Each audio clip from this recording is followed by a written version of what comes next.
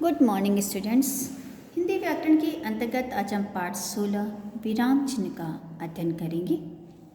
बोलते समय हम स्वर को ऊंचा नीचा करके कहीं कहीं थोड़ा रुकते हैं। इससे भावों और विचारों को समझने और समझाने में आसानी होती है। इस तरह रुकने को विराम कहते हैं। विराम का अर्थ होता है रुकना। लिखते समय रुकने के स्थानों को दर्शाने के लिए कुछ विशेष चिन्हों का प्रयोग किया जाता है। ये चिन्ह विराम चिन्ह कहलाते हैं। इस प्रकार लिखते समय वाक्यों में रुकने के लिए लगाए गए चिन्हों को विराम चिन्ह कहते हैं। हिंदी भाषा के कुछ प्रमुख विराम चिन्ह इस प्रकार हैं। पहला है पूर्ण विराम चिन्ह। देखो, पूर्ण विराम चिन्ह इस तरह लगाया जाता है। पूर्ण विराम का प्रयोग वाक्य पूरा होने पर किया जाता है। जैसे मेरा भारत महान है। अब यहाँ पे पूर्ण विराम चिन्ह का प्रयोग किया गया क्योंकि ये वाक्य जो है वो पूरा हो गया है। दूसरा उदाहरण है भारत की राजधानी नई दिल्ली है। यहाँ पर भी वाक्य पूरा हो चुका है, तो यहाँ पर हम पूर्ण विराम चिन्ह का प्रयोग करेंगे। अल्प विराम चिन्ह। अल्प विराम चिन्ह इस तरह का होता है, कॉमा जैसे कहते हैं। अल्प का अर्थ है थोड़ा और विराम का अर्थ है रुकना। इसका प्रयोग कम समय के लिए रुकने में किया जाता है। यानी जहाँ पर हमें थोड़े समय के लिए रुकना हो वहाँ पे हम अल्प विराम चिन्ह का प्रयोग करेंगे।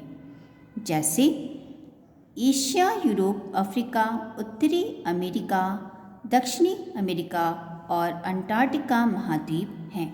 अब यहाँ पे हमें एशिया के बाद रुकना है तो अल्प विराम का प्रयोग करेंगे हम।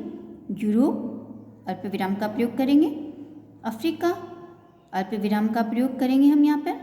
उत्तरी अमेरिका, यहाँ पर भी हमें थोड़े समय के लिए रुकना है, अल्प विराम का प्रयोग करेंगे।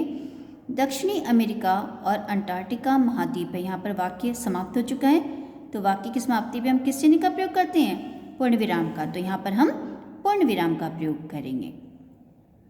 एक अन्य उदाहरण है नई दिल्ली, कोलकाता, मुंबई और चेन्नई महानगर है। यहाँ पर हमें नई दिल्ली के बाद थोड़े समय के लिए रुकना होता है। नई दिल्ली, तो यहाँ पर अल्प विराम का प्रयोग करेंगे। कोलकाता के बाद अल्प विराम का प्रयोग करेंगे और वाक्य की समाप्ति के बाद पूर्ण विराम का प्रयोग करेंगे। तीसरा है प्रश्नवाचक चिन्ह। ये प्रश्नवाचक चिन्ह होता है। प्रश्न पूछने के लिए प्रश्नवाचक चिन्ह का प्रयोग किया जाता है। जब हम किसी से प्रश्न पूछते हैं तो उसके बाद हम पूर्ण विराम का प्रयोग न करके प्रश्नवाचक चिन्ह का प्रयोग करते हैं। जैसे सौर मंडल में कितने ग्रह हैं? यहाँ पर प्रश्न पूछा तो ये प्रश्नवाचक चिन्ह का प्रयोग किया गया है। चंद्रमा किसकी परिक्रमा करता है? यहाँ पर भी प्रश्न पूछा गया है, तो वाक्य की समाप्ति के बाद प्रश्नवाचक चिन्ह का प्रयोग किया जाएगा। चौथा है योजक चिन्ह। योजक चिन्ह देखो इस तरह का होता है। योजक चिन्ह का प्रयोग दो शब्दों के जोड़े में किया जाता है। दो शब्दों को जोड़ने में हम योजक चिन्ह का प्रयोग करते हैं। जैसे पेड़ पौधे हमें शुद्ध वायु देते हैं। यहाँ पर हम पेड़ और पौधे, ये दो शब्दों का जोड़ा है, तो हम यहाँ पर योजक चिन्ह का प्रयोग करेंगे और वाक्य के अंत में पूर्ण विराम का प्रयोग करेंगे। एक अन्य उदाहरण है संसार में अनेक जीव जंतु हैं। यहाँ पर भी जीव और जंतु के बीच में हम योजक चिन्ह का प्रयोग करेंगे और वाक्य के अंत में, वाक्य की समाप्ति पर पूर्ण विराम का प्रयोग करेंगे। पांचवा है विस्मयादिबोधक चिन्ह। इस तरह का होता है विस्मयादिबोधक चिन्ह। हर्ष, शोक, घृणा, आश्चर्य आदि भावों को प्रकट करने के लिए इसका प्रयोग किया जाता है। यानी हर्ष, शोक, घृणा, आश्चर्य आदि भावों को व्यक्त करने के लिए हम विस्मयादिबोधक चिन्ह का प्रयोग करते हैं। जैसे अरे बाप रे, यहाँ पर आश्चर्य हो रहा है, तो देखो विस्मयादिबोधक चिन्ह का प्रयोग किया गया है। यहाँ तो कोई नहीं है, वाक्य की समाप्ति पे पूर्ण विराम का प्रयोग। वाह कितना सुंदर दृश्य है। वाह के बाद खुशी का भाव है ये, तो विस्मयादिबोधक चिन्ह का प्रयोग किया गया है। और कितना सुंदर दृश्य के बाद पूर्ण विराम का प्रयोग किया गया क्योंकि वहाँ पर वाक्य जो है वो समाप्त हो गया है। उद्धरण चिन्ह इस तरह के होते हैं। उद्धरण चिन्ह दो प्रकार के होते हैं। इसे कहते हैं इकहरे उद्धरण चिन्ह और इसे कहते हैं दोहरा उद्धरण चिन्ह। उद्धरण चिन्ह दो प्रकार के होते हैं। पहला इकहरा उद्धरण चिन्ह, यह है इकहरा उद्धरण चिन्ह। एक कॉमा इधर ऊपर की तरफ लगता है और दूसरा कॉमा इधर लगता है। इकहरे उद्धरण चिन्ह का प्रयोग किसी व्यक्ति के उपनाम, पुस्तक, कविता के नाम आदि को दर्शाने के लिए किया जाता है। जैसे हरिवंश राय बच्चन महान कवि थे। यहाँ पर बच्चन उपनाम के ऊपर देखो, यहाँ पर इकहरे उद्धरण चिन्ह का प्रयोग किया गया है और वाक्य की समाप्ति पर पूर्ण विराम चिन्ह का प्रयोग किया गया है।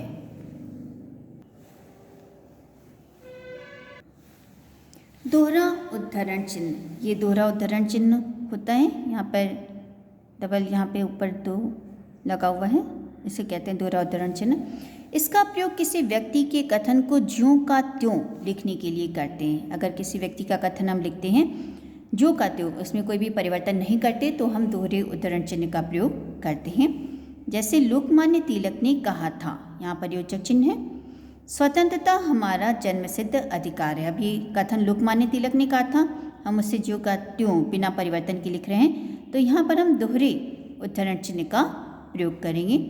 ये दोहरे उद्धरण चिन्ह का प्रयोग किया गया है और वाक्य की समाप्ति पे पूर्ण विराम का प्रयोग किया गया है। लाघव चिन्ह, इसे लाघव चिन्ह कहते हैं। अब इसका प्रयोग क्यों किया जाता है? शब्दों को संक्षिप्त रूप में दिखाने के लिए लाघव चिन्ह का प्रयोग किया जाता है। जैसे अधिक समय तक टीवी नहीं देखना चाहिए। टीवी शॉर्ट फॉर्म में यहाँ पर लिखा हुआ है, तो टी के आगे लाघव चिन्ह का प्रयोग और वी के आगे लाघव चिन्ह का प्रयोग किया गया है। जे.सी. बोस महान वैज्ञानिक थे। जे के आगे लाघव चिन्ह का प्रयोग, सी के आगे लाघव चिन्ह का प्रयोग किया गया है।